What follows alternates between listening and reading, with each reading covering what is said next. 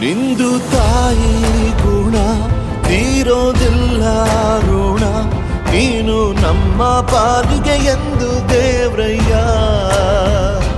ತಾನು ನೋವಾ ನುಂಗಿ ಜೀವ ನೀಡೋ ಮಗ, ನಿನ್ನ ಪಡ್ಕೊಂಡಿದ್ದೆ ಪುಣ್ಯ ಗಣಯ್ಯ.